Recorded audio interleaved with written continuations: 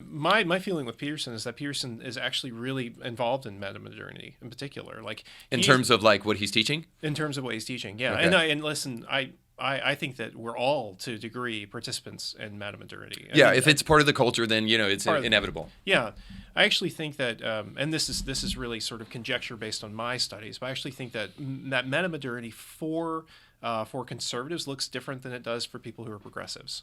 I think that people who are progressives look quite a bit more like what would be considered classic Epicureans, right?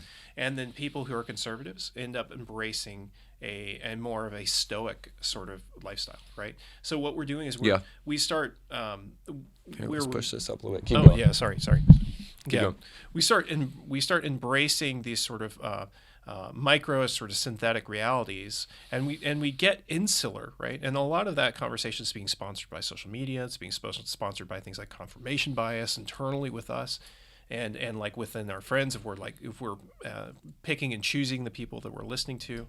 And I've actually seen it with secular conservatives who have driven more towards this like notion of stoicism, and this and secular progressives who are driven more towards this like issue, or more towards these feelings of Epicureanism, where like what I'm going to do is and really a true sense of Epicureanism, not necessarily hedonism, which is I think kind of I know what you a mean. misnomer for Epicureanism, but this idea that effectively, let's drink and be happy because tomorrow we're going to die. Effectively, right? There's nothing to live for, and that's how they build meaning. So anyway, from going back to Jordan Peterson, I think that Jordan Peterson loves this idea of like embracing the myth. And I'm not saying myth that actually how can I explain this? I'm not saying the Bible is myth, Right. But I'm using sort of the grand narrative term, function narrative of the term.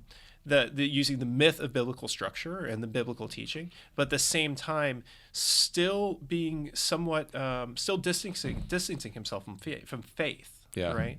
Like this is a useful tool, and that's really central to that notion of metamodernity, right? That you're using the central useful tool of collective action, of myth, of these sort of grand narratives, but at the same time you're living in sort of a post-scientism state, right? Yeah. Where you're saying like, I still don't actually believe that due to rationality, and that's a really difficult thing. It's difficult to reconcile for people. I don't know if you heard one of his most recent podcasts where he was actually interviewing a bishop.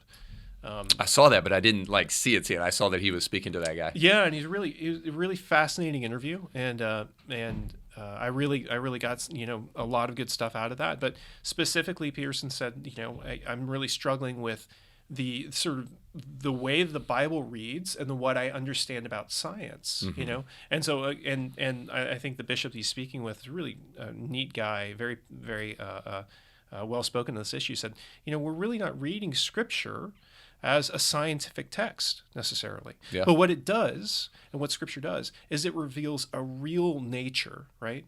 And that's something that metamodernity, that's something that postmodernity, that's something that even modernity, post-enlightenment modernity, it can tell us a lot about who we are, but it doesn't have that special revelation that opens our hearts and opens our minds in the way that Scripture and the way that the work of the cross does. Well, I heard Peterson talking about some of this stuff too, and he was talking about when it doesn't happen often, but when the world, and I may mess up the terms, but when the world of the narrative and the world of the objective meet, which, by the way, I would almost wonder if he would say that happens in the incarnation, because that's what, for Christian theologians, that is that moment of perichoresis of Christ, of the narrative function, the moral function of the Bible, becoming the reality of God here on this earth.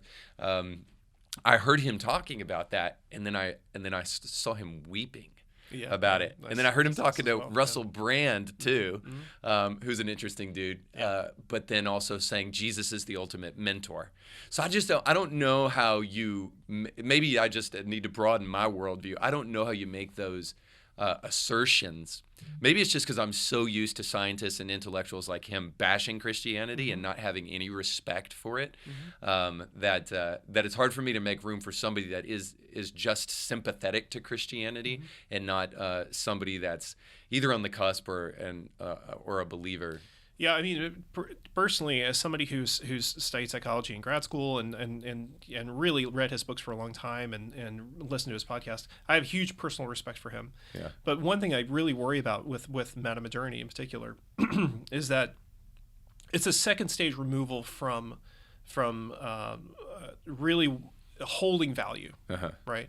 And what it does is you go... Which, by the way, I would say it's a removal from a second stage removal from postmodernity. And I had, when I was in grad school learning about postmodernity, I had some real reservations about this and what it would do in our society. But keep going, yeah. Yeah, so it's I worry about people approaching. I mean, postmodernity is about this idea of deconstruction. We're gonna break it down. We're gonna read between the lines. We're gonna figure almost out, purely without reconstruction. Without reconstruction, right? And so. So metamodernity is taking that lesson of deconstruction and saying, well, this is the truth, right? Deconstruction's the truth, and then I'm going to marry it to the hopeful nature of these grand narratives, right? And so what I'm going to do now is I'm going to read Scripture, but I'm going to read Scripture in an ironic way through the lens of deconstruction, right? Which, to me, is one of the issues that the church is facing today. Yeah, I see what you're saying. Yeah. Catch new episodes of Indie Thinker with Reed Uberman for free right now by going to YouTube or Spotify or wherever you get your podcasts. Simply type Indie Thinker with Reed Uberman in the search bar and click on my face. Don't forget to like, rate, and subscribe to stay informed when a new episode drops.